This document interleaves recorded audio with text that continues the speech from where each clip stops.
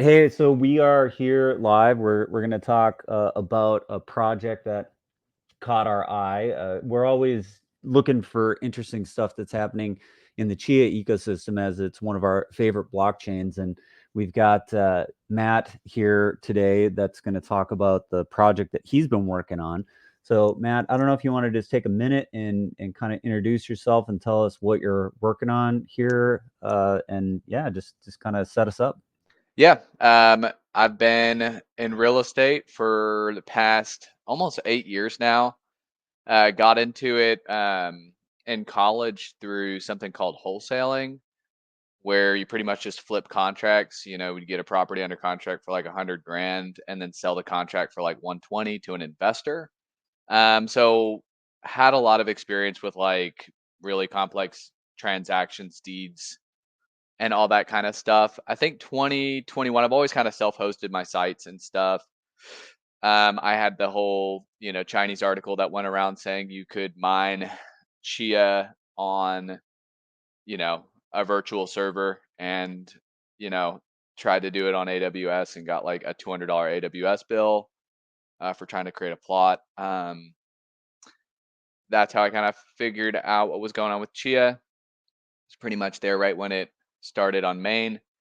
Obviously was super interested with Bram and really found out that, what he was doing was going to provide the solution that we had already been talking about a lot, which was the issue of illiquid real estate and the issue of, how can anyone buy real estate? And through, the understanding of offer files and stuff like that, we just, have been working on it the past 3 years, and we're really close to launch now. So super excited Wait, to. hold on a second. So you've been working on this project for 3 years, or you heard about Chia 3 years ago? When did you start working on this Yeah. project No, particularly? this project is practically 3 years old. A lot of it had to deal with mechanics. So Chia Lisp is obviously a very mechanical language.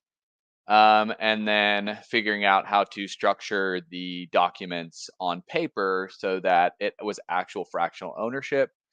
But yeah, I was actually at the Miami Chia meetup at Miami Bitcoin conference in 2022 and met Brian and Gene, and Brian Zisk was the very first investor in Chia, and he's actually an advisor on our project. And I actually brought this up to him and Gene in 22 and told him I wouldn't really bother him until we actually were pretty close to getting done.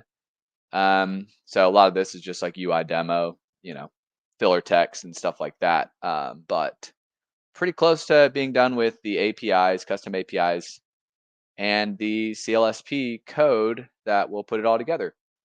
But yeah, So tell me just a little bit about the company and your project. So have you guys raised money? How big is the team? Sort of just fill us in on a little bit of the details. Fascinating that you've been working on this for 3 years and kind of kept it mostly under wraps. I don't know that a lot of us knew that you were working on this. So kudos to you for staying in stealth. But yeah, tell us a little bit about the team. How many people have you got on there? If you've raised cash, or maybe you didn't need to raise that much cash, or how is it structured? yeah. So I have two partners, Roke Jung and Brett Higgins. Roke was actually my roommate in college. We started our wholesaling company of real estate together 8 years ago. Um, and he went off to Europe. He's actually a South Korean citizen, has his residency in Ukraine and Mexico and UK, and just traveled all over the place. So 2018, 2019, he decided he was going to go travel the world, and I kept wholesaling. Met Brett, who's, I wholesaled with through 23, and then 23. Me and Roke had always been friends, still along. And I said, hey, what if we took all the properties we were finding, we flipped them instead? Roke had been doing a lot of flips at that time. Brought him back in, so we have a pretty solid brick and mortar operation. I think we've got like 11 flips going on right now. Um, One in Florida and 10 in Nashville. So we're pretty good with, cash flow and making money. So we were able to bootstrap most of the expenses so far. We hired Lucky 8 and a couple of independent contractors under him to build out the CLSP, and then the UI is just an Angular, so I was able to you know fart around most of the way through UI implementation with some really really solid API backend work from Lucky 8 and a couple of guys that had worked on some previous projects with us. But yeah, we I think our real estate team's got like 12 on it.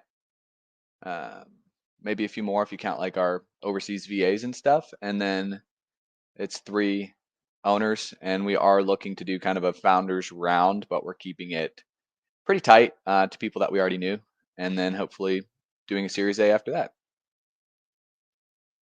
Amazing. So I know that Michael Taylor has been a supporter of projects in the Chia ecosystem. Have you crossed paths with him at all? Is this something that's on his radar? Do you have any discussions with Michael, or is that you've been pretty much out of the game with Michael?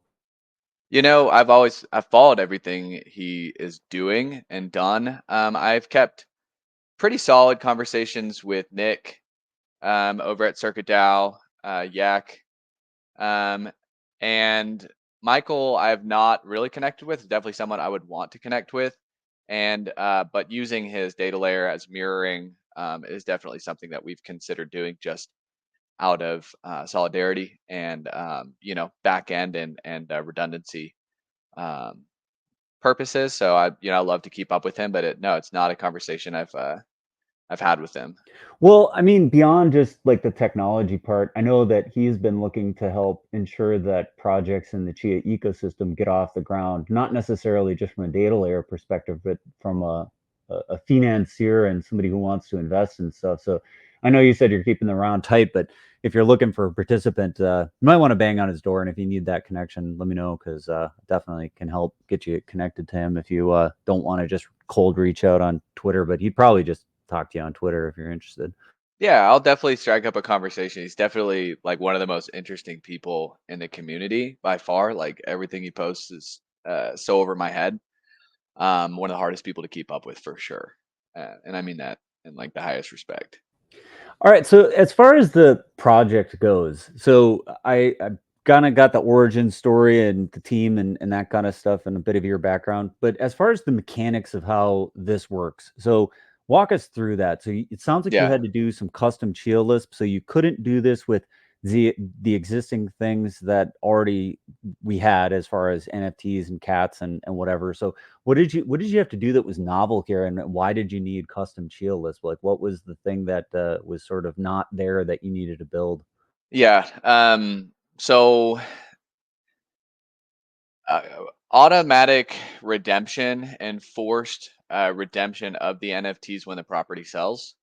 So forcing the NFT to be recalled back to us, so that and distributing them their share of the profit was definitely not out there yet. I reached out to Lucky 8 really right when Split XCH came out. I think it was like still called Pyramid Coin, or it's like kind of not even Split XCH yet, because of the redemption model that he was putting together. I was really We were really blessed that he was also working with some of the complex issuance and reissuance stuff with Fusion over at Monkey Zoo. And so what we had to do is we had to build a pay-to vault, a P2 vault, property singleton vault, and a sorry property singleton, and then a vault singleton. Um, And the point of that was so I'm sorry, this is I don't mean to cut you off, but sometimes I'm just gonna break in. So I yeah, you're apologize. good. Yeah, okay. So if I get this right, what you're doing is you're taking some amount of money and you're putting it into like an on-chain escrow account, and then there are NFTs that are issued out from that representing the ownership, and then when the property actually gets flipped and sold, then you resolve that escrow and pay everybody out the proportionate amount. Is that kind of it in a nutshell, or am I getting it right? Yeah, so there are two spend conditions. There are multiple states, um, uh, open, redeeming, and redeemed. So we have 3 states that the NFTs can be in. Obviously, when they're open, they can be openly traded. We collect a 1% fee on the secondary market trading. Um, And is that redeem, just using the regular royalties mechanism on yeah, NFTs? yes, yeah. We would like to be able to move to a deferred royalties model to allow for some more complex trading and arbitrage bots and stuff like that. But yeah, as of right now, our alpha model is just using NFT. So we would like to move over to cats, but obviously there needs to be a chip to be able to get royalties on cats and stuff like that. Deferring royalties is definitely something else that has not been built out, because that's definitely layer one stuff, and not layer two stuff, just because we want to be able to make our 1%, because it's not crazy amount of money. um so the big issue was, how do you allow people to trade fractional ownership 1,000 times over and know where it ends up and be able to pay that guy and call that coin back without having to kind of like scan the whole, you know, blockchain to figure out where the coin ended up. Like it couldn't be a manual process. And once we really started figuring out how to automate it, it was just like, wow, we can just automate the whole redemption um, process. And so our two conditions are: one, a certain amount of money or more has hit the vault, and two, what we call a master equity token has been removed and burned from the vault. And when those two things happen, it tells. So we call the master equity token in like token logic based on smart contracts, like general smart contract language, a parent token, and then all of our NFTs are children tokens. So when the parent token leaves a nest, it tells the property singleton to redeem all of the children NFTs home and pay them out whatever share of the total funds in the vault is equal to their, hard coded ownership.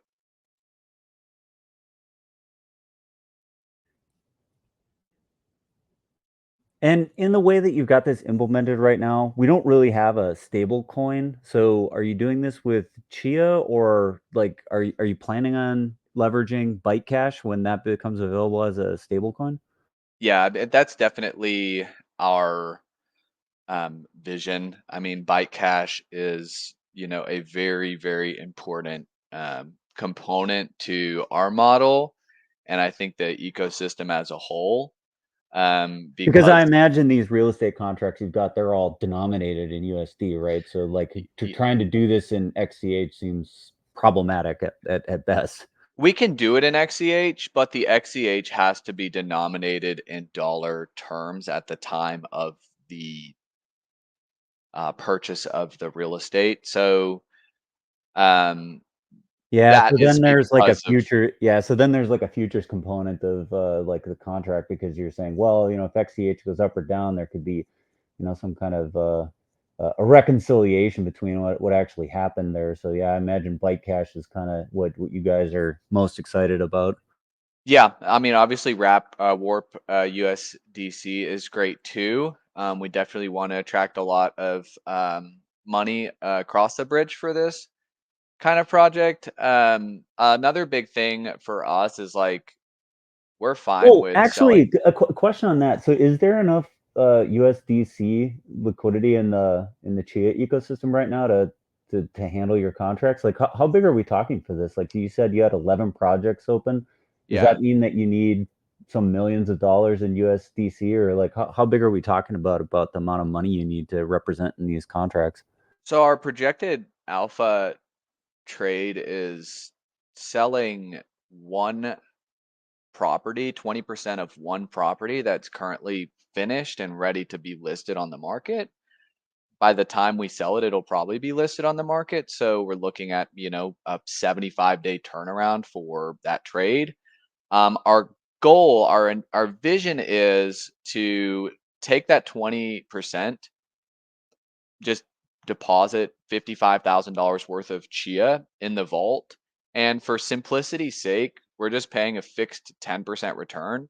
So we're literally selling that $55,000 worth of Chia for only $50,000 worth of Chia. We're doing 100 NFTs, and that is based on the Lofty AI. You can actually look up. It's called an investment club. Oh, hold on for a second. Let's look at this for a second. So you sent me a few things that Yeah, related to what we were going to talk about today. So let's take a look at some of the other stuff that exists. So this was one that you mentioned. So Lofty AI. This is the Algorand, right? I think if I they recall. built it on Algorand. Yeah, and I mean, there's no kind of like KYC or anything like that. You just sign up and you buy Algorand tokens. And how they are able to do this, it's not a security, is they are selling ownership in an LLC. It's a Wyoming Dow LLC that's not managed by them, but managed by a third party. And so essentially, they're not selling a company that they are managing. Therefore, they're not soliciting ownership in a security because they're not the one that people are depending on to make the money. I think it's a little hairy there. I think we're doing it a whole lot more clean. But they also claim that they are offering ownership in an investment club, which is not a security. So, like, if the four of us went to go buy a house, that's like all four of us can own 25%. Like, that's not buying, no one's participating in any sort of regulatory act by the SEC. If 100, the kind of the precedent is 100 people. So as long as you're under 100 people, fractionalizing the ownership in the real estate is technically an investment club and can be advertised as an investment club. So what they're doing, they've been going on since 2019. They actually did have a run in with the state regulatory board over of California, and were told you need to fix some things and fix them, and have been running ever since. But yeah, there's a lot of precedence for what we're doing. I just think that we have the opportunity to do it better, and we are not interested in selling ownership and rentals. I have 17 units and plenty of rental properties. I don't really like find it incredibly lucrative to try to own fractions of it and think I'm going to make a great return. But flipping is a completely different field. I've got guys who call me all the time. They're like, "Hey, do you want a 50-50 JV this flip? Like, I brought the deal, you give me the money, and we'll pay you 50% of the profit." I'm like, "That's way better than, you know, making 8% a year on my algo tokens, where and So that's pretty much the case for the business here. It's there are a number of these deals that are coming up. They all have some need for cash. So they say, hey, if we could find people that are willing to put up the cash, and this is a mechanism that allows people to put up the cash, then they get their fractionalized piece of the deal. The flip happens. Whoever's out there doing the work on the house, they do all the remodeling and whatever. The house goes up for sale, it gets sold, and everybody gets paid out. And that's sort of the idea here, right?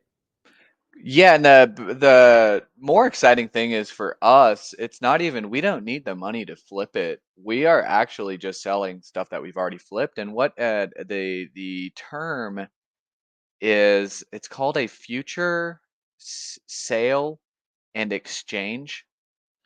Sorry, a forward sale and exchange. So essentially, we're just forward selling the real estate like ahead of when it'll sell on the market with an expiration. It's kind of like an option, right? Like, you buy 20% of our property that we list on the market, and it has to sell within the year, or you can force the sale, because you have certain terms that you can execute, and you have certain rights as a fractional owner. But we're actually looking to recapitalize money that we've already put in the deal, to go put in other deals and keep flipping, which we do, with private lenders and banks and stuff. So it's not necessarily more lucrative for us to do it through the Chia platform, but we're happy to pay out some of our profit to the ecosystem in order to create liquidity for future investors, so that we can go out and market to people all across the country and say, hey, you can now flip real estate utilizing the Chia blockchain. Or we can go to private money lenders and say, hey, you can now recapitalize your money, get your money back to go invest in another deal. Because the biggest issue in real estate, which I mean is almost a pun or a joke or a farce or whatever, is people run out of money. Um, and that causes a lot of issues.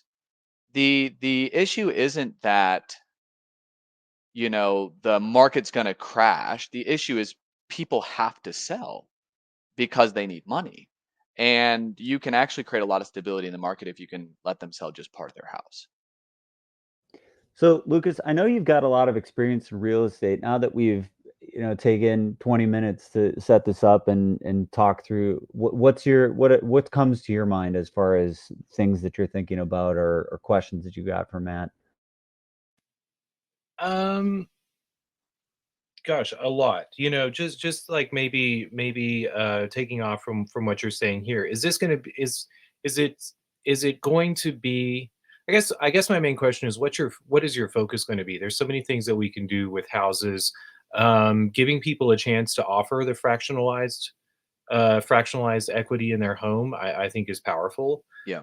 Um, I don't know how much you get into banking regulations when you start doing that.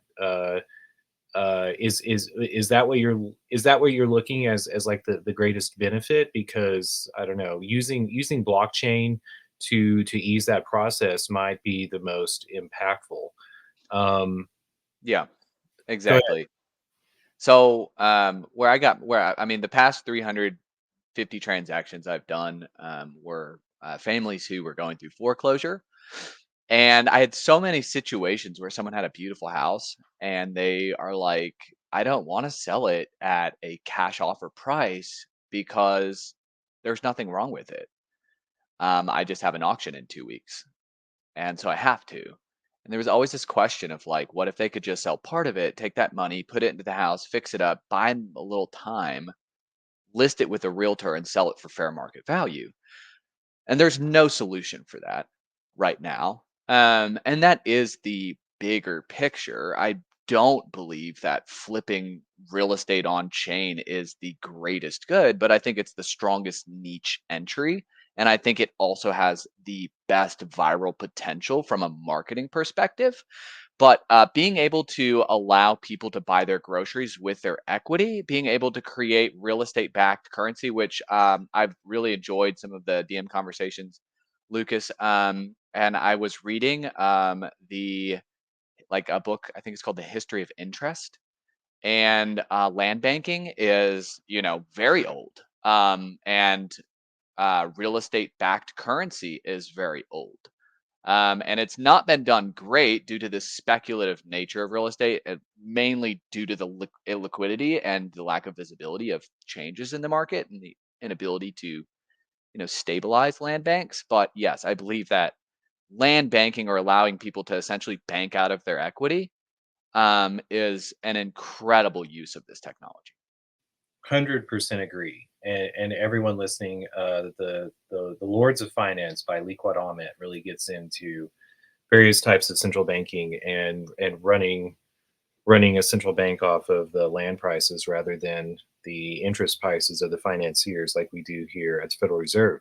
And what a day to day is to mention that. But when I look at banks even today, or I look at the housing market, it's actually it's um, we also had a an episode yesterday where we talked about water. We talked about municipal water. Maybe we didn't get that much into municipal water. Um, but whereas towns ostensibly are supposed to be in control of the real estate within their city limits, it's really they rely on banks to maintain the homes. And if you get down to brass tacks in America, probably in most countries in the world, it's actually banks that own houses. We talk about owning our own house, but usually we have a mortgage and we're passing that off. So I absolutely think, if we talk about banking ourselves, using a blockchain to break into this concept of monetize the equity that we have in our homes, I think is 100% one of the greatest use cases of blockchains. But have you had and I noticed you're in Wyoming too. What has been your like relationship discussion with banks? I know you're working with banks. If you're in real estate, have any loan officers, VPs, banks that you work with, have they been interested also in what you're doing? And also like what has been your response from state regulators? Yeah, we have a great relationship where so we do most of our business locally in Tennessee. Our lead acquisition company is a Wyoming-based LLC, which is the Sell for Cash LLC and Offer Genies. But um, there is a huge potential for the recapitalization of debt and the secondary market for debt, especially private debt. Small banks have a very large and oftentimes healthy single family residential loan portfolio. And that is a very safe investment and can be fractionalized very easily. I have lots of friends that have like $14 million in limited partner working capital that they're paying like 18% on to their investors. And they would love to be able to sell that in fractions, recapitalize their investors' cash, and go invest it in more projects. Like when you have $14 million across 100 people in your little fund in Nashville, your biggest issue is where's the next 8 million coming from? And if you can trade out of that debt onto a secondary market, which really is something that we hope to be able to offer. We are starting with fractional equities and ownership, but we do believe that we can get into securities as well, and we can sell secondary debt offerings and things like that.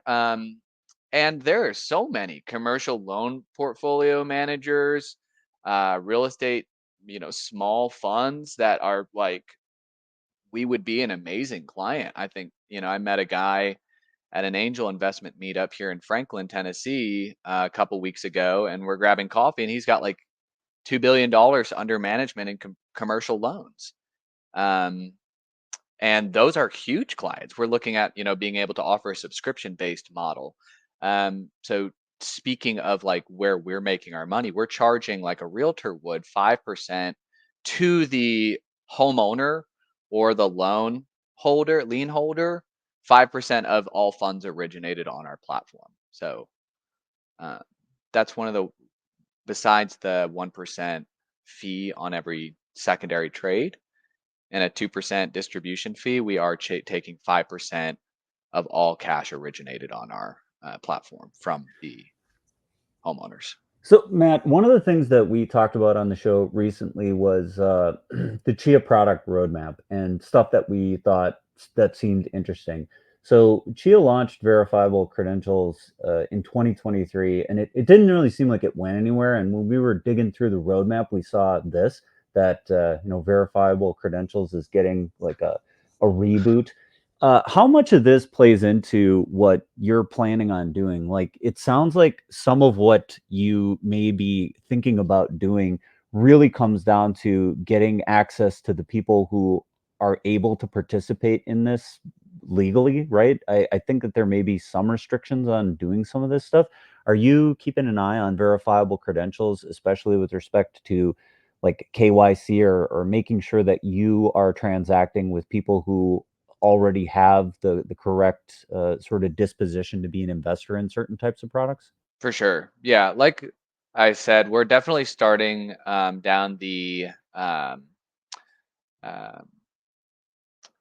what are they called? Lofty AI route where anyone can buy. It's an investment club, right? But as we introduce more traditional uh, security offerings, like being able to own what the hedge funds own, like mortgage-backed securities and things like that, we are looking to implement verifiable credentials through DID and linking that through a signature signed by the wallet to an account in the system, and then partnering with the KYC, whether it be ID.me or something like that, to verify if they are US citizens, that they are an accredited investor, or in other certain circumstances that at least we have their socials, so we know to send the IRS, you know, the fact that they profited off of real estate. Now, if you're a foreign investor, that usually doesn't matter, but there are rules that escrow companies, real estate escrow companies, do have to follow, including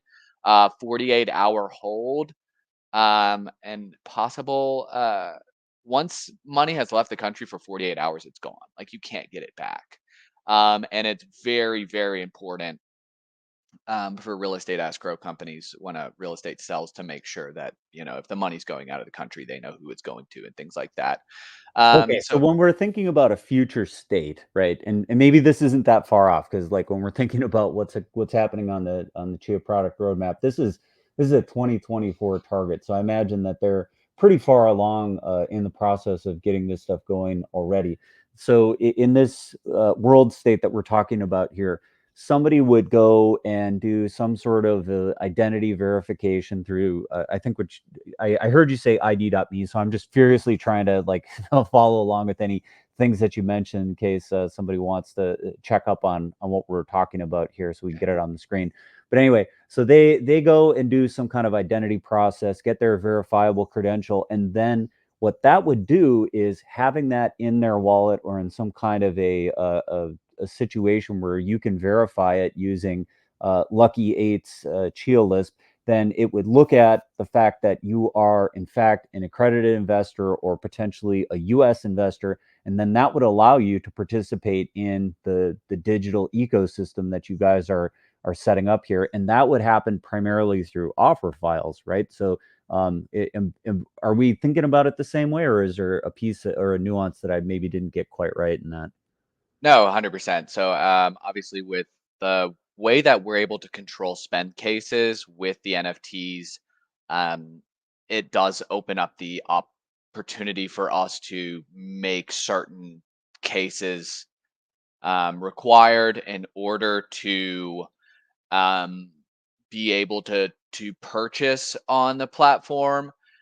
Some ways that we've looked at it include possibly having an NFT ID card in the wallet, but the issue is, it has to be in a wallet that we have linked to their account, and you're using more traditional SQL database, back end, front end account things. I think, Mint Garden and Space Scan have decent, actually great connections of your wallet to an account based on DID, where if you sign it, I mean, even Chia did it with Discord. Like, if you own the Chia friends, right, you can have access to special areas of the Discord. So we're already seeing a lot of like restrictive access functions built into the connection of a wallet and a traditional Web2 database login.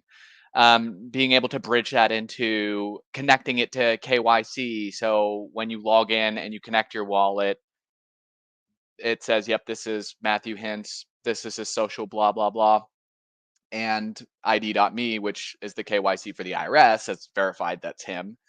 And like I said, not every single case will need that, but we're Well, definitely I watching think that. just to point something out that Chia recently started talking about, and I think that this is probably a really good target for stuff that you guys are thinking about doing. I mean, not that I like to see Chia eat the lunch of existing ecosystem players like Space Scan or Mint Garden, but this to me looks like the kind of thing maybe that would enable what you're Love it. trying to do, right? Yeah, the Chia Instead of Cloud Wallet is I messaged Lucky 8 this morning, and I'm like, Chia Cloud Wallet is such a game changer, because like the iOS signature and future Android signature, like being able to sign the trades from your phone, I mean, Gene was talking about like if you're not in Texas, right? Like don't allow the signature to happen. So being able to build out like some rules around how the cloud wallet works and being able to access a cloud wallet from the mobile application will allow us to, have an actually functionable mobile trading site. Yeah, And wait, let's dig into this just for a second. So this isn't particularly to the project you're working on, but I think it's worth taking a minute to say what does this look like and how does it enable something like what you're trying to do? So some of the problems that you've talked about is, well, how do we actually make the thing that we want to make, right? There's some gap right now between we've got this really great idea. There's this thing that we want to do. We know how to build a website. We know how to fractionalize. We know how to sell real estate. There's a whole bunch of things that we know how to do. But then there's this, well, how do we actually get this onto the blockchain? And so when we look at something like the Chia Cloud Services platform, if this comes to fruition the way that I'm thinking about it or the way that it seems to be presented, is that this would be an interface where you could have certain types of, for all intents and purposes, read-only data, right? So you've got tokens or you have NFTs or you have digital identities that are existing in this cloud space, but none of these things can be operated upon until you connect your signing device, which is sitting on your phone, and then you can take mutative operations when needed. So this would be spending something or redeeming something or doing anything that sort of needs a private key. And so you keep the private key far away from the browser so that like limit the surface area of security and attack and some of the things that could otherwise cause trouble in a system like this. And then you just ask for a signature when the user knows that they know what it is that they need to be doing.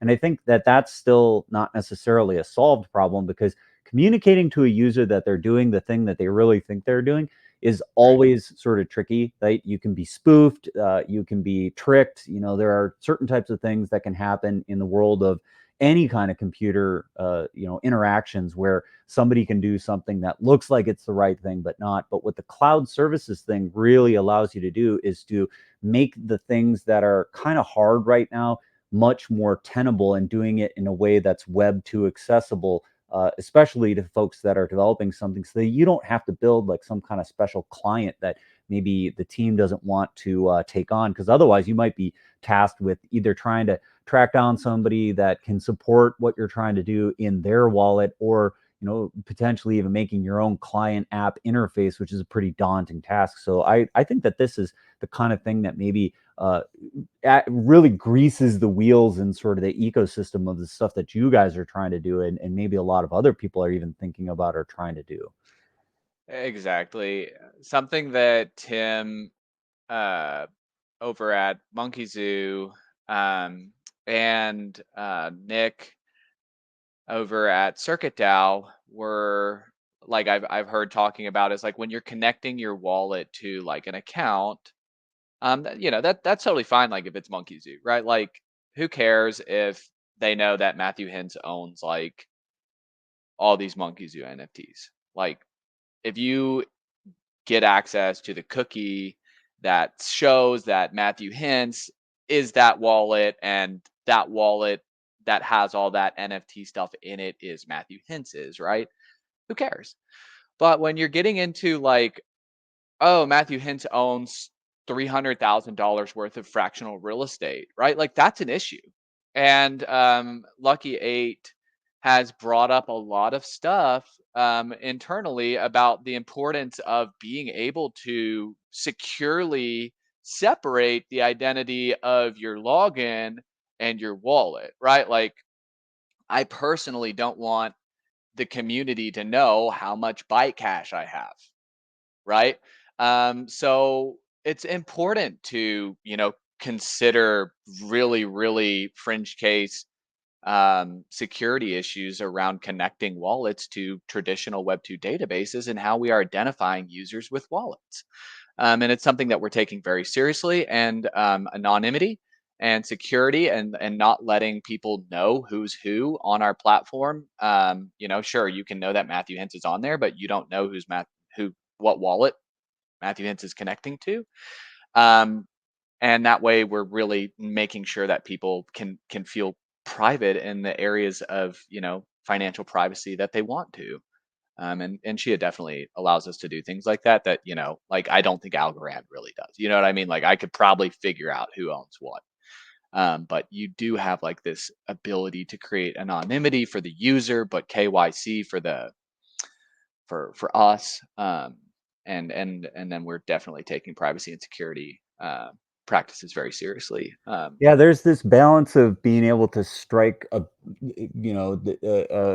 dichotomy between, hey, I went and did some sort of an identity verification or something that happened, and that's between me and the person who is doing whatever identity thing. But then once I have this thing that has a chain of trust or has some trust within the Chia ecosystem, now I can use that, and you can trust it because you can trust the other person that's on the other side. And creating these webs of trust, I think, is one of the most fascinating things that Chia seems to be setting up, because in other blockchains, especially, this really hasn't been thought about in the comprehensive way, because Chia has taken this stance that they want decentralization and they want to be able to do privacy protecting KYC type operations, which, that was kind of the first time I'd ever heard of something on that level of sophistication. And I think that Chia is really paving the way for this type of thing to exist. And I don't know that I've seen its equivalent on other chains. Like I haven't gone out there and tried to really, dig to see if, anybody else is doing this, but like other chains really aren't making noise about it in a way that it's caught my attention. And I think I would have if it would have existed. So I really do think that Chia is kind of on the vanguard of what we're going to need in the modern world to be able to do some of this stuff, because you need to have this mix of, well, we know enough about you to know that you should be doing this kind of stuff, but we don't want to know anything that we don't need to know. And we got to leave this whole idea of monetizing, the every piece of data that somebody has, the Facebook model, the rest of the whole, how do we monetize social media, that I think needs to be left in the rear view mirror. Right, exactly. I mean, there's a lot of things that Chia says that you can do that people just aren't doing in their alpha, and I think that's like one of the big reasons why it takes us a very long time when you are coming from a real world application. Like, I think it's shocking, and I mean, I'm not here to. I don't think it's wrong. It's surprising that like Tibet Swap, Warp Green, Dexy, none of them have terms and conditions. Like you can't find terms and conditions for any of these sites. Like you just kind of allowed to do whatever you want. And yeah, that's basic DeFi when you are trading just you know NFTs and cats. When you get into trading like actual fractional real estate, and it's not like it really is owning real estate. Like when you sign your signature, you are signing an assignment of a performance deed of trust. Like you have to have terms and conditions. And you have to be worried about, like integrating a Gobi wallet and being able to authenticate users without, broadcasting user IDs and wallet combos and revealing, you know, private financial info. So how much time have you had to spend with attorneys sort of figuring this stuff out, and then also explaining to them like how that actually works? It seems like that might have been some amount of what you guys have had to do in the last 3 years. Is that track, or how much legal has been in this entire process? Yeah, yeah. A lot. I think a lot of it is like learning. I had one of my attorneys, Robin Gordon, here in Nashville, whom, is like family and has done many things for me and my family. Say, if someone can make 400x on like a company, they will go back to school for it. And, that's kind of been the philosophy of, me as a founder. Like I did not come from a crypto background. I had friends mining Bitcoin in engineering class in high school. I really didn't like Bitcoin. I never really thought it was going anywhere. But I did feel like when Chia came around, it was an opportunity not to miss out on something. And I had to learn and read and build and code so much just to be able to communicate. I'm already pretty proficient in communicating with attorneys about real estate law. A lot of what I do is in the area of advocacy, which is, being able to. I've seen a lot of legal situations unfold. I've been in a lot of legal situations in court representing my interest in a property because I'm trying to purchase it. And so I know my way around of like, like a deed of trust or like a chain of title or like an assignment or all of these things. But how to actually put that on chain took years. It took years.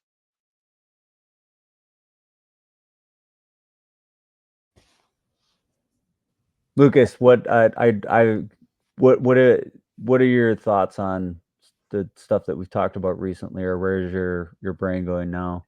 Oh, my brain is exploding with all sorts of thoughts. In one hand, I was like, even as you led into that, Matt, I was wondering, the specificity, or the, I would say, even like the distinction between land and property, how deeds work is very interesting to me. Oftentimes people are unaware of the difference between property rights and say what goes on in their yard. They're unaware of like the severance of the bundle of rights in what may happen with water rights Yeah. or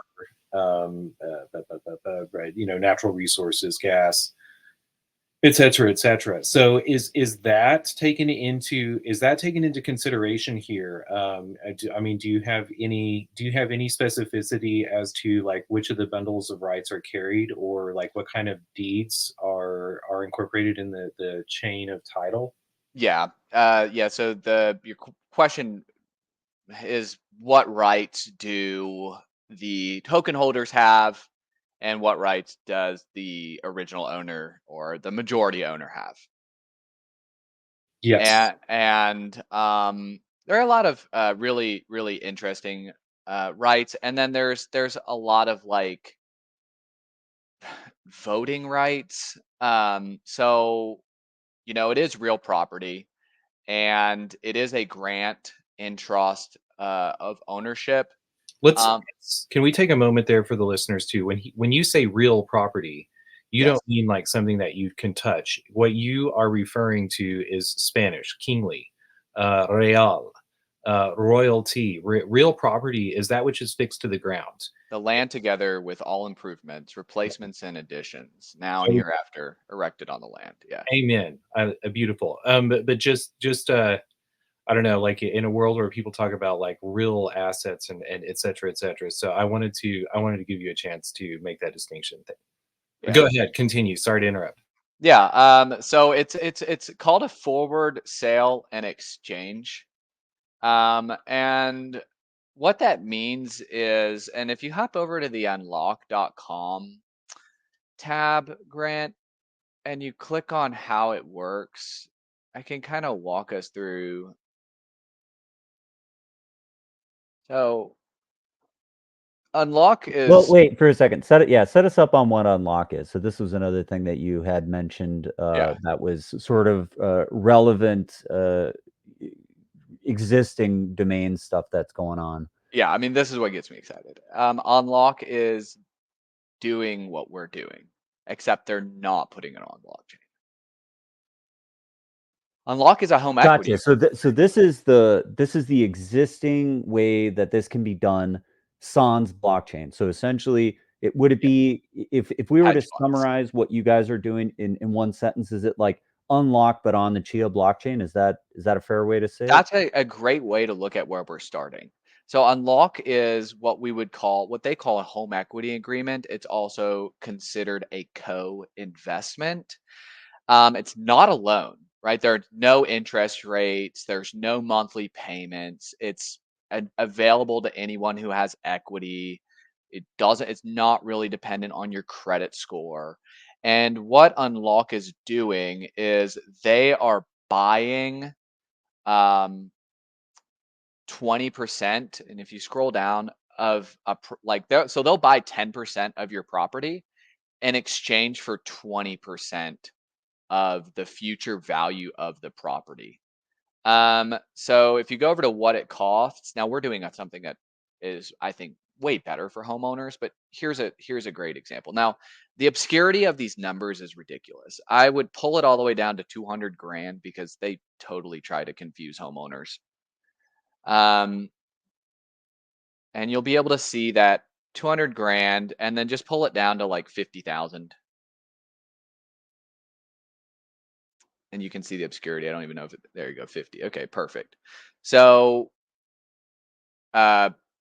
say that you want 45,000. Now, if you pull it to 50, I don't even know if it's literally gonna on the right bar let you knock on 50. Okay, it does. Good. You're giving up 50% of the home, right? Yes. Like they securitized $1 billion worth of this stuff. Like it's annualized cost limit of 19.9%. So I mean you're not gonna get 50 today, and if you sell tomorrow lose 50. But it's called an exchange rate, and that's where the forward sale and exchange agreement comes into play. So you're getting 50 in exchange for they now own 50% of your home, um, which is technically $100,000 today, but it's capped at 19.9%. But whenever you sell the home, 50% of the total proceeds in the future will be due to unlock. So that's where they make their money. You sell in 10 years for 500,000 and they get 250,000 on their original 50, which I mean is what, 5xing their money over 10 years. Like 20% a year or whatever. Not bad. Especially with, I mean, that appreciation is a little ambitious, but we're in a pretty inflationary environment. So Unlock has the right to do some certain things, like if you have severe, like let your property become severely distressed, they can step in kind of like a bank and fix it up and take um, exigent measures. If the term is 10 years, if you don't sell in 10 years, they can foreclose on you. Um, what else? You like the homeowner's Matt, obligation this does is not sound like a good deal. I don't know. it's not. I 100% agree. It's a 2x exchange rate. This We're this not this doing sounds that. awful. I'm not doing this deal Right, on right. Unlock. Because they don't have any liquidity in their product, right? They can't exit the position. They have a great initial return, but they can't sell it. They have to wait till the homeowner sells in 10 years. Um, but if they had a platform like Solomon's Law, they could bundle this stuff up or take that, fractionalize it, and sell it. And yes, I think every Chia community member would love to get access to some of this product. But again, this was birthed in the, you know, brainstorm of how can we get homeowners better deals? How can we let them have access to equity? Because this is for someone who can't take on more debt. This is for someone with low credit and has a bunch of equity, but can't afford more monthly payments or needs to restructure debt or is in a financially distressed situation and needs access to cash quickly, right? We want to be able to offer a better product to them. And because we're looking at creating liquidity on a marketplace and the being able to exit. So, for example, this is a 2x trade. What if we gave the homeowner 50 and sold it for 70, right? Where the homeowner would only have to pay back 70 instead of 100 tomorrow. We 70 would is still collect. less than 100. That sounds better. Right. And you could get better than that as you get more liquidity, because what's the guy, let's say you have it at 50 and we bought this 50K for Well, this. now hold on. So I think one thing we're talking about here is really having access to liquidity. So you must be looking at the bridge that got set up and you're like, "Oh my gosh, now is the time where this really the whole idea that we've been working on for the last 3 years, now all the pieces are coming into play because We've got stable coins that are being bridged over. We have the ability for liquidity to easily bridge over. I mean, it's got to just be where the ecosystem has just 100% unlocked what you guys were trying to do. Does that Right. track? This is Oh, what you for need, sure. right? I was talking to a digital spaceport, and he's like, I know guys with 33,000 Chia. You know what I mean? Like, what are they doing with it? The Circuit DAO made a little comment. Nick made a comment. He's like, that we're going to have an on ramp on Circuit DAO where you can on ramp fiat into Byte Cash, right? Like, there's on ramps everywhere. There's bridges, on ramps, like people with Chia that don't know what to do with it and don't want to buy another Chia friends, like, or are already Spacebuck sent to millionaires or whatever. I think I have like 70,000 Dexy bucks, which isn't a Right, ton but of I money, mean, but it's like, but I what mean, else? like there wasn't a whole lot you could do until something like Right, what you guys are doing, right? So I right. mean, And like it's like the why timing is bridge perfect. over liquidity? Like you're not just gonna come over here and buy Chia friends. Like you got to come over here and Right, have some kind of real economic thing to do. right. We were very like it's just like you have to get so lucky. And I really do owe a lot to Gene's timing, and just the way that he stepped in. And like, I heard Yak talk about how Gene and CNI, was able to help them with their hack and audit and their legal, right, for Warp Green, which I think sped their timeline up by like, I don't know, 2 months or something. We've just been so blessed. I know that Nick has such an amazing team. I'm not sure exactly who's involved in it, but the guys behind Circuit DAO are like very, they're doing fine, financially. And so seeing these things all come together and speed up and being able to be like, hey, we actually have a real world asset on Chia that everyone can come over, and you don't have to sell your ETH, right? You can trade it, or you don't have to go off ramp your USDC, which no one wants to do. You don't have to sell your Bitcoin. You can just move it over here and buy real world assets. And yeah, I mean, the things that we can do, not only with the fact that we're able to trade real estate, but how amazingly the Chia blockchain integrates into UI. It's mind-blowing. Like, if you look at what Dexy Space is doing with their actual, like, their, like, charts are mind-blowing. Like, the fact that you can actually track what open offers are and what closed trades actually are over time, the fact that you can have visibility in what is futures trading because it's what people are willing to pay or sell for in the future, which is what offers are, on Dexy. And the fact that they have API integration for this stuff means that we can create bundles of equity in Nashville. Like, say you had $100 million in equity trading in Nashville, and you can now create a futures index for it. And you can now see when speculative booms or crashes are coming because people are exiting very quickly their freaking real estate tokens in a market, and you're able to democratically correct that, right? Like, that's what people like Janet Yellen, like Akerlof, right? Robert Schiller and David Akerlof. I think Akerlof is married to, um, who does he married to? Akerlof wife, Janet Yellen, right?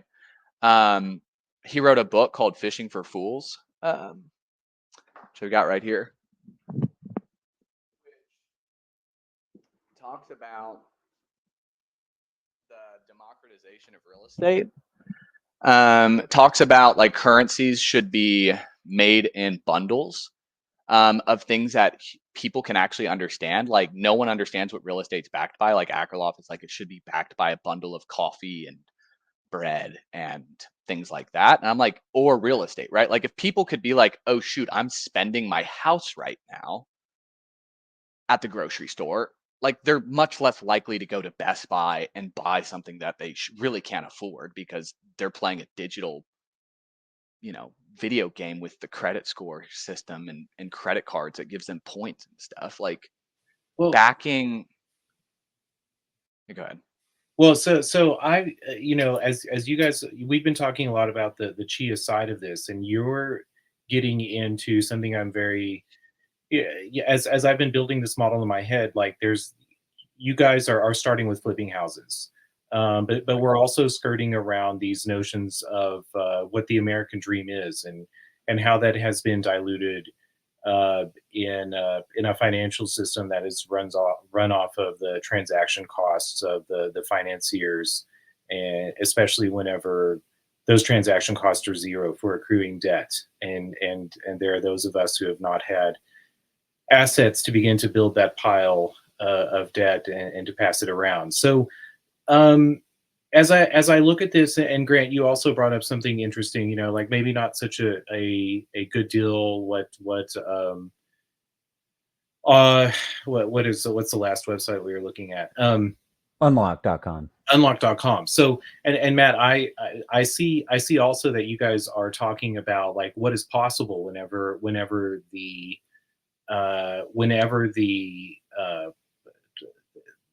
these controls are democratized and we put the rates in the hands of the users. So I totally get starting with like the commercial like flipping of properties, but do you also see some sort of possibility for um, I guess what I wonder is if somebody does own their home and want to get investment in it for equity, but not necessarily to fix up their home. Maybe they're looking to spend that money elsewhere. And we see this in the traditional world Yeah. already in things like reverse mortgages. Right. Like part of me sees like some people wringing their hands and saying, oh my God, they're going to lose their homes. But I also see probably what you're angling towards here is whenever you open up a derivatives market, you can begin to distribute those losses. You can like, You can prevent harsh sell-offs for sure, which is where the issue of illiquidity plays in, right? Like if I, for example, sold 70,000 Dexy bucks right now, it would crash Dexy's market by 50%. Like that's just an illiquidity issue. exactly. And so I guess maybe I think that we should begin to highlight that, because what we're really bringing here is an option in the future, where you could sell your home, and it goes into like a gamified pool, and you are no longer faced with oh my God, I can't make one rental payment. I'm going Right. to be foreclosed on, and the home that I like, because it's a bad market, and because that market takes maybe 6 months, or how that swing occurs Yeah.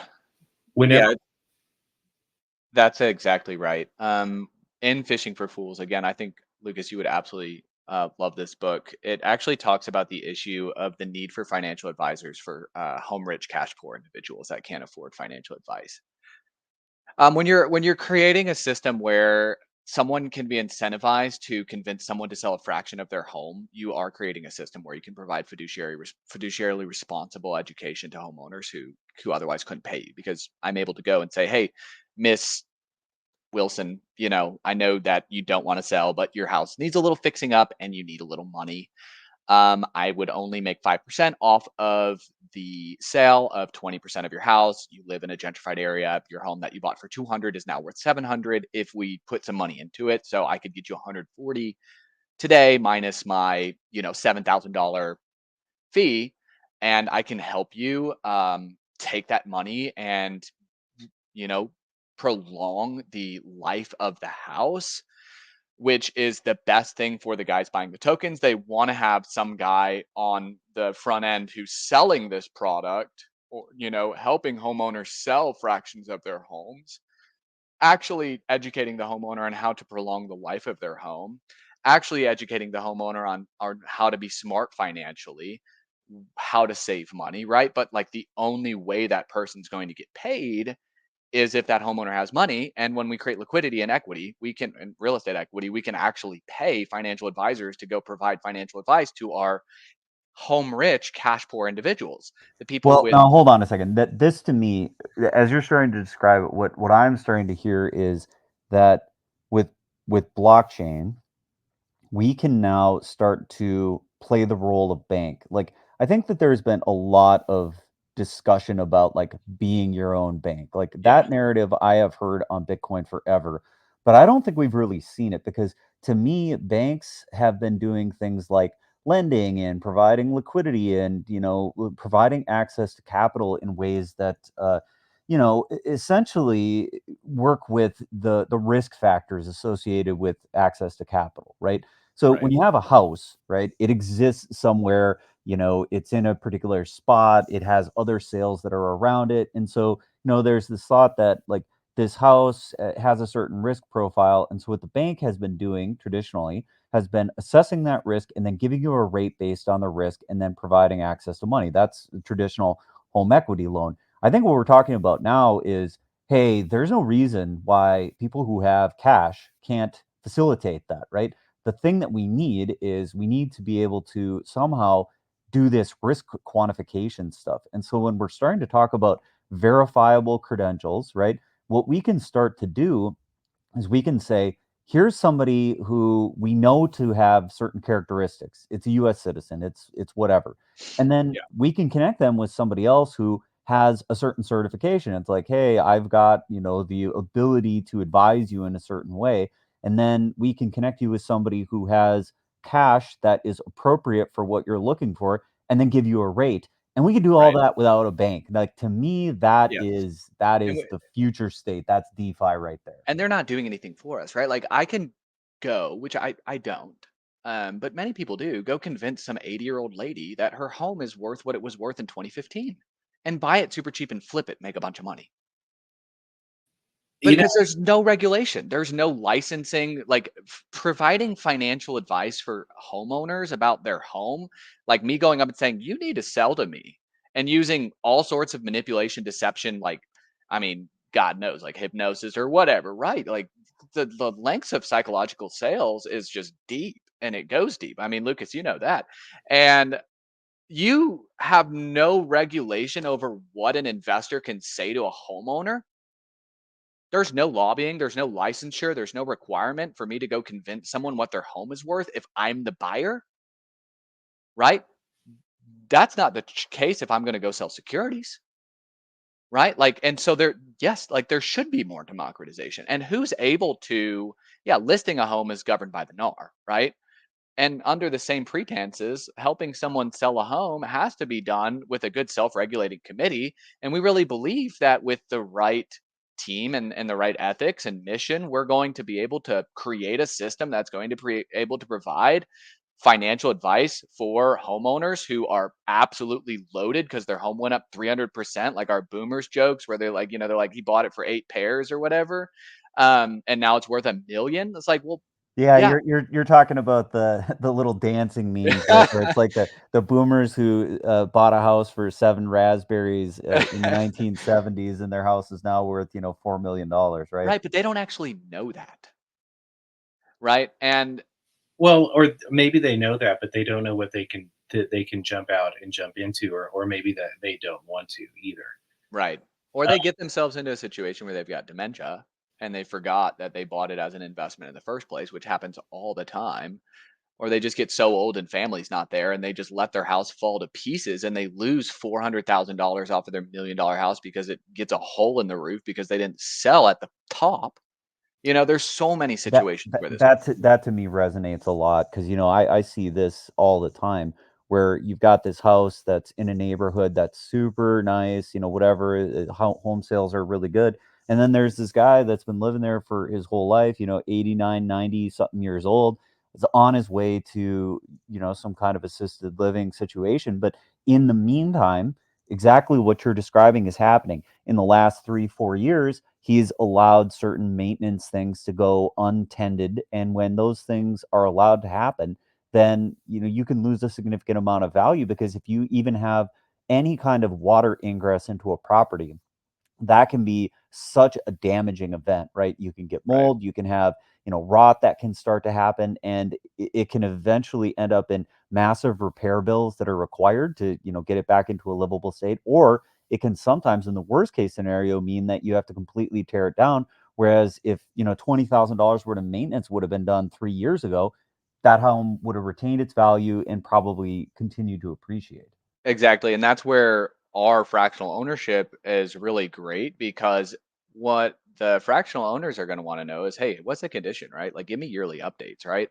So requiring appraisals every year, right? Requiring that the property is checked up on and being able to, have a liquidity pool of like, okay, there's exigent circumstances where, this community needs to step in and inject 20,000 in order to protect their investment, which can be done through voting and stuff like that, which is, very grandeur, right? That's why we're starting with flips that are already done, right? Where there's limited needs for this kind of stuff. But that's what Unlock is doing. If Unlock finds that there are issues in the property condition, they will step in and inject capital to protect their fractional investment. And So but this on Unlock, is there a place where like some of that stuff is detailed out? Like, can we? it's kind of a little secret spot, but scroll down. Let's see if I can locate it.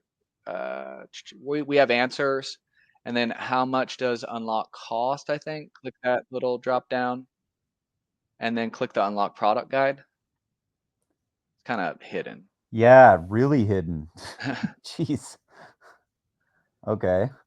So now we're looking at the nitty gritty here. We're into the PDF document. Okay, here we go. Right, right. So, like in the event of default, which has resulted in a foreclosure action by a mortgage lender, Solomon's Lot and its discretion may offer to mitigate remedies offered to you by such lien holders, or sorry, may offer to you the remedy of a non-distressed sale as follows: if you accept. Wait. Where are we at here? I've lost This track is of. not that's not in there, but Oh, I'm okay. just reading in our agreement. Like we can step in and offer a fair market value to prevent a distressed sale. Hold on a minute. Now, where is this on your site? So I'm back on It's Solomon. not, it's on our agreements that Oh, we I have. got you. Yeah, so we're the originator, right? So we're originating these agreements with the homeowners. They'll be See, and hashed in. I think that that's something that if you're catching this on a replay or you're catching this live Right, here, it's that a little Easter.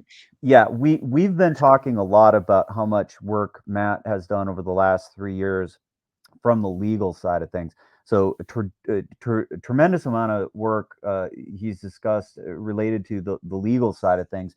And so what we're reviewing right now, or at least what we were taking a look at on Unlock, is that there are certain things that have to be maintained or certain types of stuff that are covenants when you enter into this agreement to ensure that the money is protected, right? Was we don't Right. want the property to fall into disrepair or something like that, because then this 10-year term thing falls apart pretty fast if the property goes to shit. Right, like, if you fail to protect the property and Solomon's Lot's rights therein, Solomon's Lot may make protective advances, including the placement of insurance, the making of necessary repairs, the cure of any defaulted loans secured by the property. Um, and Solomon's Lot would provide 30 days written notice. So that's really where like voting would come in, right? Like you send out an email to all the holders and they say, hey, based on our most recent inspection or appraisal, it looks like, we need to vote to, make an injection of cash. And like across 100 people, if you need to make a $10,000 injection, that's like $100 a person to keep this house. So Like, this is almost bringing expert systems into the world of financial transactions and making sure that things happen correctly, and yeah, ensuring that people's financial investment is protected in an appropriate way through yes. covenants and through various types of activities that are required to ensure that the thing that is underlying the asset, which in this situation is real estate. Yeah, so like where I started my business was like we would get a contract signed, right? And if you know anything about contracts, contracts are assignable. And I have an assignment right. Like I can assign my asset and liability and interest in the contract to someone else, right? So Sell for Cash LLC gets a property signed at 100,000, right? And I tell my homeowners this is our solution for your foreclosure. I'm going to go find a buyer for you and I'm going to assign them the contract for 120,000, right? And they're going to buy it at 120, give the 100 to the homeowner and give my company the 20 to pay the guy who found the property and my whole team and to give us something at the end of the day too. I'd probably make like 4 grand off of that. And but we do, 10, 15 a month on a good month. And so we have the other option, like to assign it to 100 people, right? Like you can assign interest in a contract as many times as you want, right? You can assign interest in a performance deed of trust or a deed of trust or a lien or a judgment. We bought like one time a property was going to foreclosure, so we just bought the lien from the bank. And we're like, okay, well now we're the lien holder. We don't want it to go to foreclosure because we want to help this family out. Like you can just buy liens, and so what we're able to do is we're able to put deed of trusts on title on property and then assign it to anyone who buys a coin. So when they're signing their signature to accept an offer, they're signing an assignment of the deed of trust, which is really cool because This they're literally sounds much accepting an more offer. sophisticated than just tokenizing real estate. It sounds like you You guys have can't really thought through a off lot a Chia. more. Yeah. It's only like you can't sign an offer anywhere else. Like we can list offers, right? Like a broker lists a listing agreement for a property, right? They're marketing the interest in their listing agreement to other people. We're marketing our interest in a deed of trust that we have signed, and we're marketing the assignable interest in it. And if you sign the offer, you get a token, and you just signed an assignment to this very in-depth future sample, agreement, like the forward sale and exchange agreement, and you have interest in a deed of trust on the property, and that's mapped out and that's verifiable at the register of deeds. So, does this mean that you need to have a pretty sophisticated law firm that is working with you guys? Like, We just engaged Loy Law, so shout out Loy Law. I know they have their hands full, because Brian Zisk coined it, and I really relate to it. I'm an open field runner, but the guys over at Loy Law are working on the DNA, to make sure that everything that we have proposed and the way that they did it at Lofty and the way they did it at Unlock can be done better on Chia, LLOY. And I'm not sure if it's .us. Matt, I also want to interject as you're talking about the importance of contracts and the flexibility of them.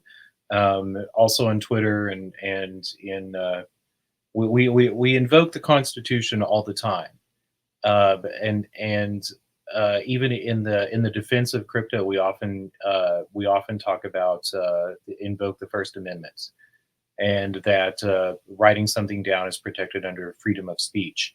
But in the Constitution, it actually forbids the states from interfering between contract between citizens. Yep. And it's very interesting to dig into the rules laid down with regards to money, with regard and consider within consideration as to what the federal government was allowed, what the states were allowed, and what the citizens were allowed. And I talk a lot about private monies and how they arise between contracts, just as we're getting to here. So I think it's a very special use that you are winnowing out with the Chia ecosystem and people's assets. I also think about one of the members of the FOMC board in 2009 talking about how the response to that economic situation was that they were going to protect the best asset that every American had, and that was, of course, their job. And I thought, remember a time whenever we had the American dream was live and well, and that the greatest asset that we had was our home. So giving people the access to become their own bank with regards to monetizing and giving the flexibility of monetizing their home, I think will bring us back to a point of history where we all like look back to and romanticize now and wonder how the hell to get back there. Yeah, like home ownership for everyone, right? Where, like, one of the coolest things, so here locally in Nashville, one of the things that my government loves, if you're going to go start a nonprofit and get government granted land and build something, they want to see these things called co-investment, cooperative, townhouse rental combos, right? Where it's townhouses above and rentals below, and it's all subsidized lower income housing where the guys who own the townhouses above are co-owners in the rentals below. And like that's amazing. Like that's what the government wants to see. The government wants to see people own a little bit of real estate. Well, absolutely, and even whenever it comes to terms of talking about ownership versus rental, you know, like, you well know that again, going back to contract, like, a lot of people think if they can paint the walls of their house that they own it. And that's the beauty of having, like, a fractionalized ownership in a home. If a bunch of people aren't living there and have, an investment in the resale value of that in the future, they don't care what it's painted either. That can Right. change. But when we talk about the difference between ownership versus rental, when you own your home, you pay rent once a year, and you pay it to the county government or your town. When you rent a home, you're actually paying to some sort of middleman who's already doing that for, again, like, taking care of the maintenance of the house, like, with concerns about insurance, the state of the home, et cetera, et cetera. And then Exactly. you turn around and you pay once a month, or I mean, even when you consider the difference between owning and renting, like, like, the next step to that too, and you said this was off your books, but when you begin to look at it in sort of like a gamut of time intervals, what's hoteling and what's Airbnb, but moving that rental period to an even smaller, you know, Right. when Yeah, and it's crazy. Uh the company over there, Lofty AI, is like selling fractional ownership in Airbnbs. And if you know anything about like the real estate bubbles going on right now, like the risk of Airbnbs is so high. Um, like it would be one of the quickest ways to make a ton of money, to go hard money finance a bunch of prop. So do you remember daisy chaining in the 90s, like when we had the daisy chaining of best, highest and best use of property, right? Like, oh, well, I bought this property and I could build a single family on it, right? And in Dallas, this was a huge issue. And then they say, oh, but I'm going to sell it to my buddy who's going to convince a bank he can build a dentist office on it and he's going to get more money. And before he buys it, he's going to go assign it and sell it to his buddy to convince a bank that he can build a mid rise skyscraper on it. And they daisy chained this land by convincing banks the best and highest use was to build a rocket launching pad on a single family lot to get more and more and more and more money. And the biggest loser was the last guy to get in this deal. And and I that's mean, the same thing with Airbnbs. well, I think that's interesting too, as we like come out of COVID and we look at commercial real estate too, and where that's going to go. Like, I sat on a town board. People come to the town. I said earlier that the true owners of houses and the true enforcers of property law, real property law, were banks. And everyone comes to a town and thinks that, like, passing a law, passing zoning. No, zoning has gone by the wayside. It's a place in the past. But as you're also talking about this fractionalized owner, we had a conversation earlier about verifiable credentials, Yep. and sort of what I was thinking about in the back of my mind is what happens when that's an HOA. Then Right. an HOA actually has control over the things that they want to have control Right. And shout out HOA, right? Hex orange address. over. Oh God. Um, we love our Tangang over We do. on Chia. Yeah, and also, I mean, well, I don't want to go too far into the weeds, but even with what Dracatus has done with the Tang Talk Wireless, and I think about you talk about the voting, and I think about the NFT ecosystems, and you said email earlier, and I was just like, oh, we don't even need that anymore. Someday, like, they will be communicating through token gated IRC, web, RTC, whatever. Right. Um, XDH messages and stuff. yes. What a beautiful world we're entering into. Um, anyway, I couldn't resist. Had to interject that. Yeah, no, I think you're 100% right. I want everyone to understand that starting with flipping is really one because we can subsidize our customers. For example, like if if I offer a 10% fixed return on money like that I sell, like, so if I'm essentially saying, hey, this property is worth 300 right now. I will give you, let's say this property is worth 500 for simplicity. I will give you, what is that?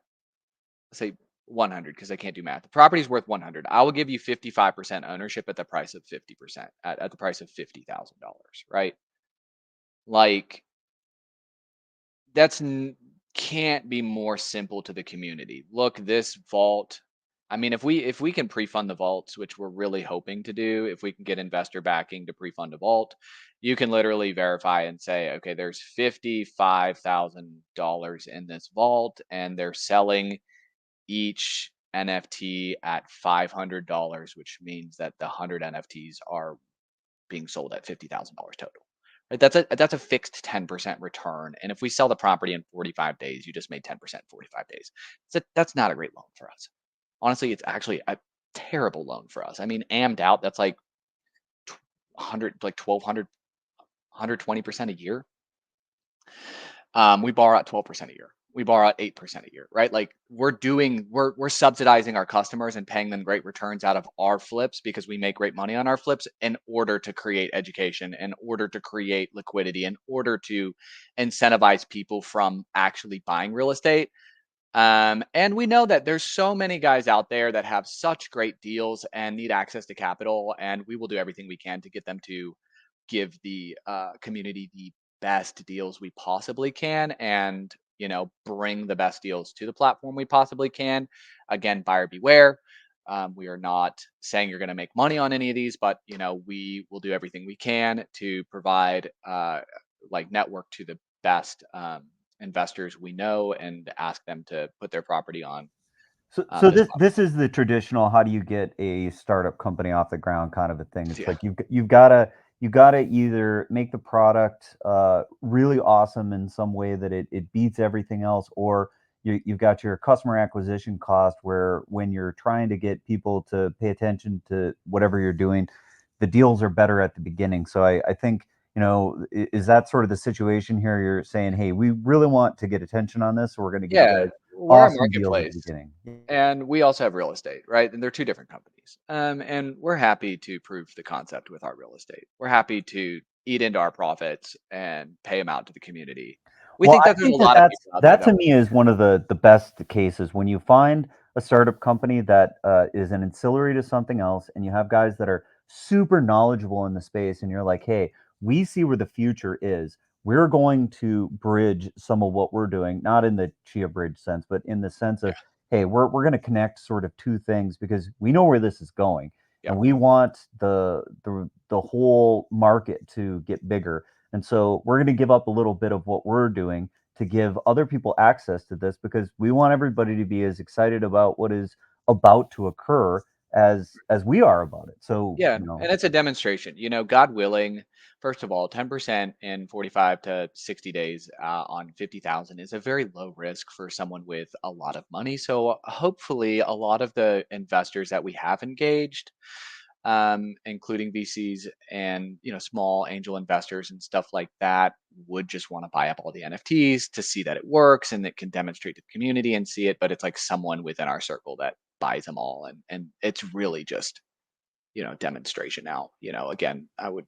okay, That's so walk us through a little bit of the mechanics of how things are working right now. So can we go to Dexy.space and see the NFTs? Like what's so we're probably like two.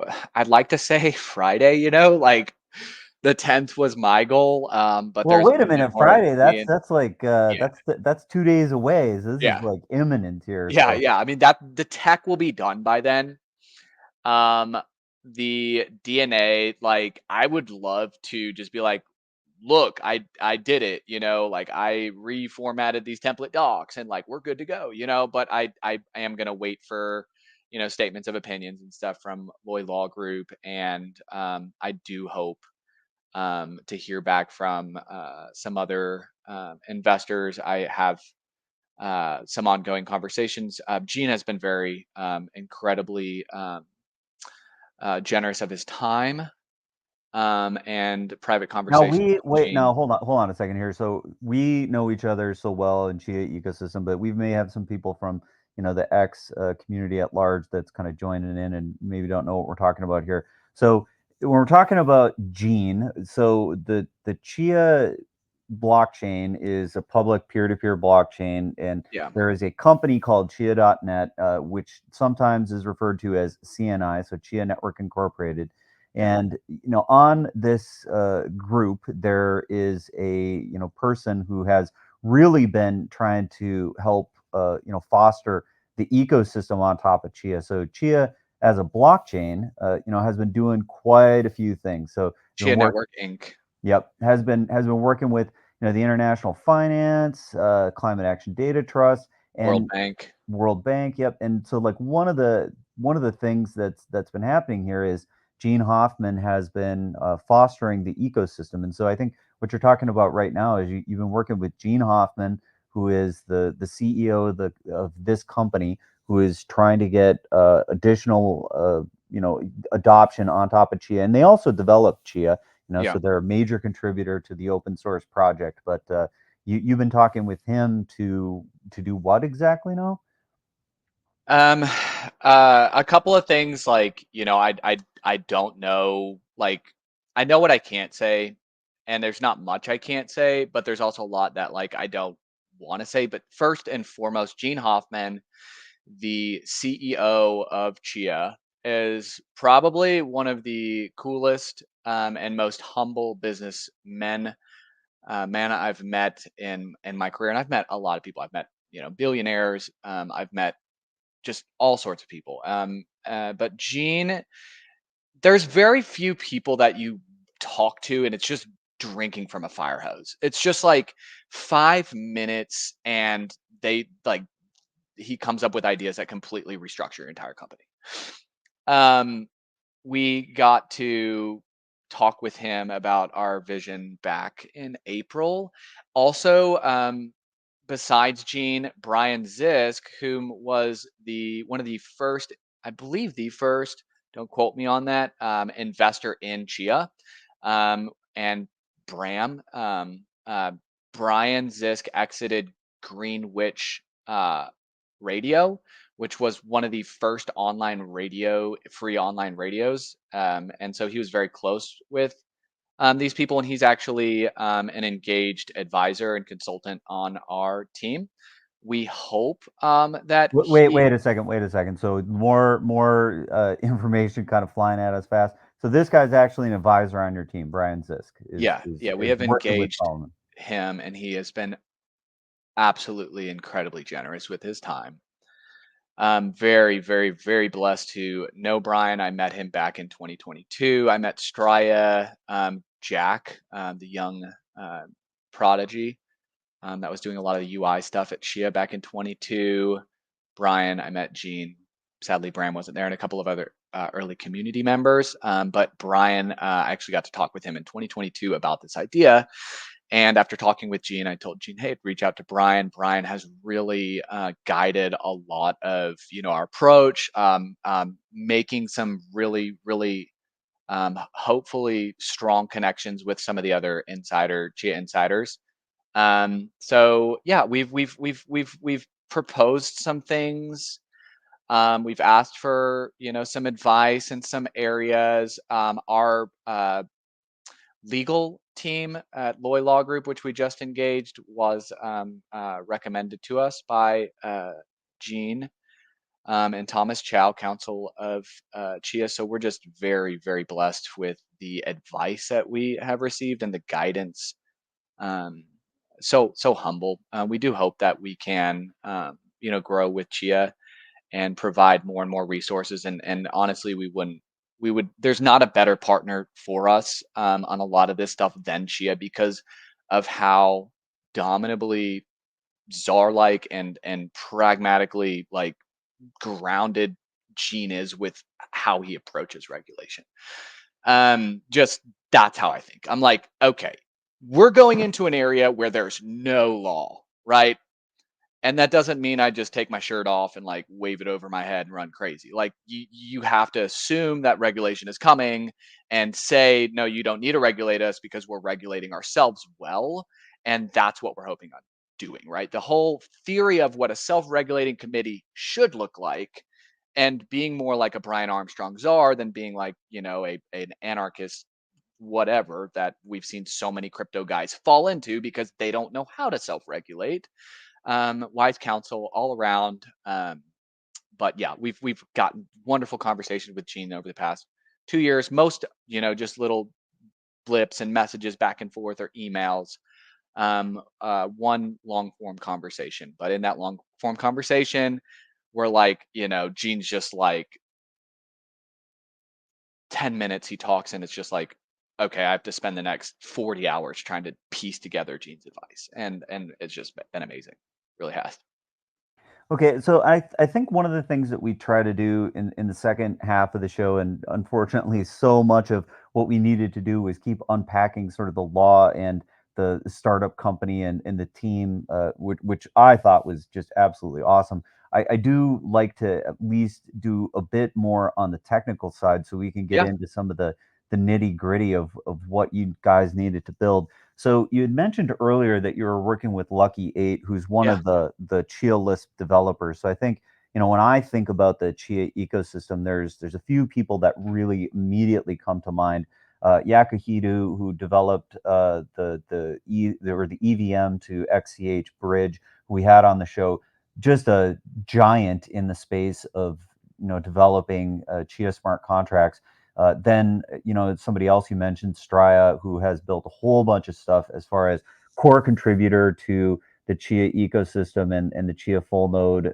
And then we've got Sebastian Trepka, who is working with CircuitDAO, but you've Yeah. been working with Lucky 8, who Yes. I know has done a ton of stuff. So he was working a bit with Monkey Zoo, and he has actually written some novel smart contract in Chia list for you guys. Let's get Yes. into that just a bit more. So you guys needed this escrow thing with fractionalized NFTs, and with the NFTs, you needed to be able to essentially have multiple different ways that those NFT coins could be spent. Let's talk just a little bit more about that, because I think that this technical side of things it oftentimes is really interesting for people to get a little bit more into the weeds on. So you guys didn't Yeah. just use the NFT 1 standard, you went further than that and made a new type of NFT. Is that what you've done? No. NFTs. It's like Ace Vale, I believe, said it on one of Monkey Zoo's calls with Birdman on it. It's like a shared vault, and I will get into it. So back in October of 23, that was my first like formal engagement with Lucky 8. And I just said, can I use Split XCH to make a total distribution to everyone who owns a fraction of one coin based on their percentage owned of the original coin? And, he just said a bunch of stuff way over my head. And I was like, yeah, I really like the program. Are you free to talk on the phone sometime this week? And me and Lucky 8 developed one of the coolest relationships ever. One of the only guys I've actually had a conversation with through, gosh, what were we using? True PGP encryption, like where you actually encrypt in a notepad, Cleopatra with a K.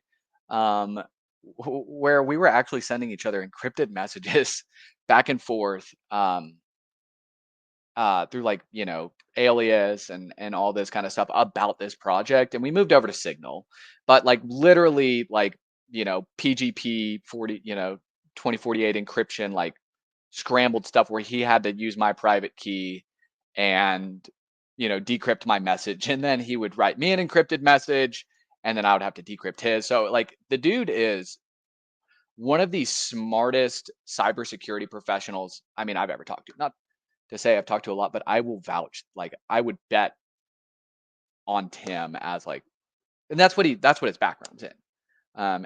And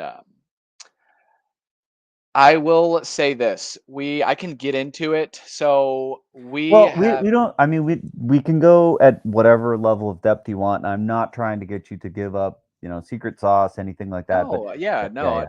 I'm happy to talk about it.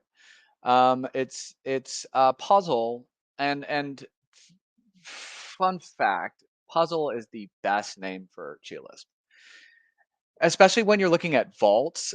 Me and Lucky 8 had this conversation where we're like, okay, puzzle. And it both kind of, I think it dawned on him a lot sooner than me, but I'm like, oh my gosh, it's a puzzle. Like you always see Bram playing with like a Rubik's Cube or like, some 40 like, puzzle that you have to move around, right? Like the vault doesn't unlock unless like the everything lines up, right? And that's how Chia List works. So our puzzle, and let me see if I have an old document that can explain it, is really three major pieces of Chia Lisp code. And at this point, you know, ask questions. I will walk you guys through it as best as I can. So we have a property singleton that tracks the NFTs in the open market. And the property singleton manages the state transitions and redemptions So when for. we talk about a property singleton, we're talking about there is an on-chain entity, and when we say singleton, it's functionally equivalent to an EVM smart contract. For people that are watching this and not as familiar with Chia, because Chia is a coin set model, but we Yes. have the ability to do things that look a lot like Ethereum smart contracts, and when we create one of those in Chia, we refer to it as a singleton. So we've got this singleton sitting out there, and it's the property manager. We're talking not like properties in the programming sense, but like representing a property. So you create one of these The singletons. property NFTs, Yeah, correct. yeah. So coin set model is a lot like a smart contract, except that everything is a coin in Chia. That's literally the best way that it's ever been put. So how smart contracts work is they can be spent, they can spend, and they can, in certain circumstances, spend themselves. So like there's the spending, and the spend actions of these coins, which are contracts, right? So our property singleton contract is a coin that manages the state transitions and redemptions for the property NFTs. And it tracks a hash, which is actually in the metadata next to like the license and other major metadata layer one. Like when the NFT is created, there's a hashed, you know, uh, uh, property ID associated with each property that's immutable.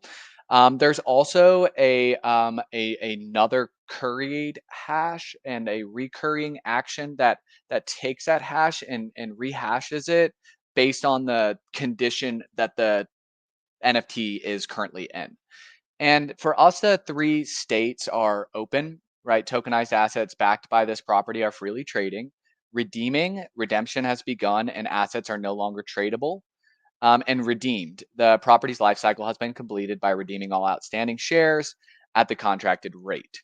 The spend cases, like what triggers, like what this property singleton can be spent for, is for an announcement. So this we can spend the singleton back to its current state and announce that state for consumption by and cooperation with the user's property vault. So essentially, like you can verify what state it is in by spending that property singleton. It can be redeemed, which if it's spent in a redemption case, it's an initialization of a redemption of a property according to its contractual terms. And then a validation of the redeemed, which is to provide the required evidence to the singleton, which is the vault singleton, that redemption was completed. So the property is able to allow open trading of the NFTs, trigger a redemption event, and redeem the coins back home. It's not allowed to distribute the funds.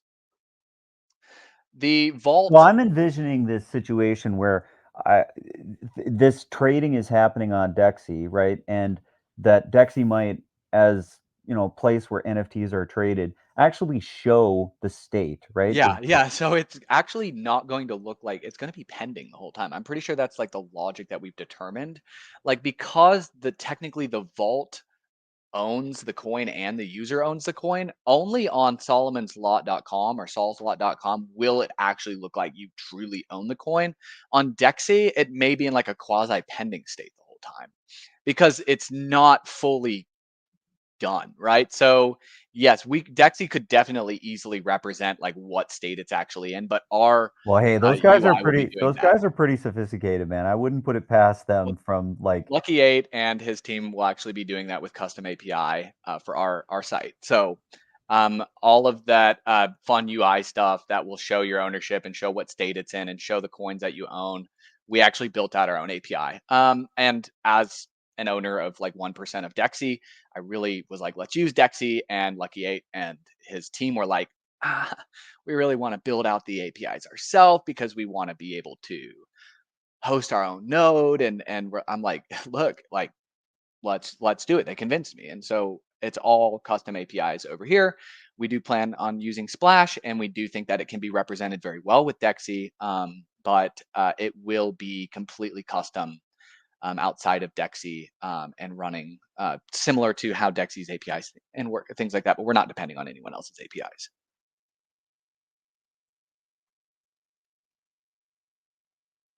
gotcha. Okay. I All right. love Dexy though. Like I literally, I own 1% of Dexy. Like Dexy is amazing, and if I, you know, in the future, like could depend more on Dexy and work with them, that would be amazing. Okay, so you've got these various different states that the NFTs can be in, Mhm. and there's this concept of where they're freely trading, then they're entering into a lockout period, and then they're entering into a payout period. Yeah. So, and all of this is being done on the Chia blockchain. So some of this reminds me of like the whole idea of carbon trading. So were you inspired at all by how carbon was being done through the Climate Action Data Trust, or did that not really play into how you guys designed it? No, to be honest, we Tim over at um Monkey Zoo had a lot of really good ideas about how NFTs could be spent and traded. Where I originally got the idea was in a book called, gosh, Token Economy, second edition by How the Web3 Reinvents the Internet by Sherman Voshmager. I don't know, I'm definitely not pronouncing that right. And it talks a lot, if I can actually look it up, about parent-child relationships of tokens. Um, and so what we envisioned was there being this what we called a master equity token that was able to control the redemption case, right? Like all our job was, and this guy writes very eloquently about um, real estate on chain and stuff. Um, but we had this like vision of like, okay, well, if we could, and actually 2022, but CAD wasn't even out yet. I had this conversation with Gene in Miami, and I was like, if we can have like this master equity token that when you remove it from the wallet, it recalls all of the coins home and then pays out whatever funds are in the wallet. Um, then it would just be completely dependent on this Oracle token, right? Which we call the master equity token, which sits in the vault singleton or is connected to another CLS, another puzzle called our vault singleton. And so our property singleton is listening to the vault singleton, right? And the vault singleton is listening to the P2 singleton, which is listening to the property singleton. Like they're all like interdependent, right? Like they all spend each other and like no one can interfere there. It's automatic. It's like a DAO. And the vault singleton works with two spend cases: an ordinary spend authorized by a holder's public key signature, and a property announcement of open, aka like the redemption events have not triggered a redemption. And the other spend case, simply redemption, spend authorized by the issuer's public key signature, and a property announcement of redeeming an assertion of value transfer.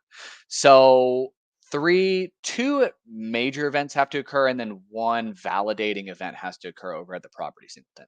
Property singleton has to be in a redeeming spend case.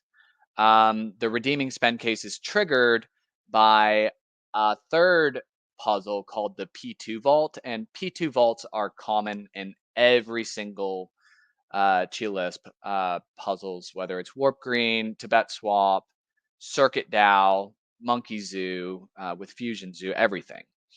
And the P2 is pretty much the area where you pay the funds to a P2, pay to. And when this redemption case is written for the property, we code in the amount that must be deposited, so it's at or above the original, value, or a hard coded amount. So our first case, we're just doing a hard coded amount of 55,000. So essentially, when the P2 vault receives that hard coded amount, the vault singleton says, "Oh, one of my conditions has happened. The right amount of money has been deposited in escrow," essentially, right? Usually in that case, the property has sold and the escrow company has deposited the funds that should be issued out to all the fractional owners. The other case is that the master equity token is removed. So let's say that's by multi-sig, right? Like the investor behind the fractional loan, right? Because usually there's an originating investor that pays the homeowner before we fractionalize it, because the homeowner doesn't want to wait until the community buys it. Um, so that can be the investor and Solomon's Lot both have to sign off on the removal and burning of what we call the master equity token. So $55,000 in Chia or cash is deposited in the Pay2 vault, and the master equity token is removed from the Solomon's Lot wallet. When those two things happen, the vault singleton goes into the redemption spend, right? The redemption spend of the vault singleton triggers a redeeming state of the properties. The redeeming state triggers a redemption or a distribution of the P2 vault, which validates the redemption of the vault. So there's like 4 conditions that must be met between the P2 vault and the vault singleton. And as long as all those, all this intricacy is worked together, the fractions are recalled and their fair share is distributed, just like split XCH.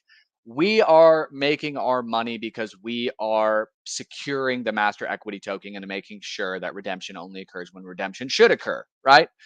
No one's coming in and everyone's going to try to, hack the master equity token, because if you can remove that and rug the whole system, you would, right? That's why custody is so important. That's why Chia's custody is so important, because no, like they have $500 million of Chia on their balance sheet. Like, right? That has to be secured correctly. And so does our system. So we're intrinsically a security company. We're not selling securities, but we are securing the mechanism that allows for fair redemption and trade of fractional real estate on chain. So I think I've got it. We're coming up on the last 5 minutes of the show. Lucas, any parting questions, things you want to talk about to close out? Matt, have absolutely loved having you on the show. Fascinating project. Really excited to see this thing launching. 2 days away from launch, maybe a bit longer. Who 2 days knows? from a solid tech audit. I'd love to do some test trades, but I don't think I'm going to get away with legal and other parties on a launch this. But we have the properties, we have the code, we have everything ready. But yes, everything will be ready Friday, and then we'll probably create a platform, like an alpha platform, and market the you know this a little bit more. Maybe I was talking about like selling some of the original NFTs and like HOA or selling them in MZ token, just for fun, like 2 or 3 specials. So we're really trying to partner with the community. Probably, not going to see like actual live trading for another 10 days to 14 days, but like we're there. We're really dang close. And I do appreciate you guys for having me on. I really enjoyed your shows recently, and it's a blessing and an honor to be able to talk to the community and share. Yeah, and if you're looking to keep track of the project, I got it on the screen again, so it's soulslot.com. You can check it out there. Watch Matt on Twitter or X. That's also in the title here. It's Matthew S. Hintz, so like a hint, but with a Z. And then, yeah, if you want to keep track of the project, I'm sure they're going to be announcing a lot of stuff in the coming days. Watch for the trading of NFTs and fractionalization of real estate on Chia. Yes. Yeah, no, exactly. Mainly Twitter. I think the community is really strong there. I'm going to try to get more into the Discord and on Reddit, but definitely hope to continue to chime in and engage with the community. I think it's honestly the smartest group of people I've been around in my whole life, and I've been around some really really smart people, but it's just like conversations over my head. So really enjoy engaging on Twitter and or X, and super excited to launch and get fractional real estate going. Well, likewise, Matt. You came up in the room. I don't know, a couple of days, maybe a couple of weeks ago, and I didn't know you. And then I was like, my goodness, you got some like this man understands real estate, um, and now to be presented with all of this, I'm tingling. It's I'm excited for Chia. Grant and I dug into the roadmap and what was on Chia. Gene, you play your cards close to your chest. Gene does even more so.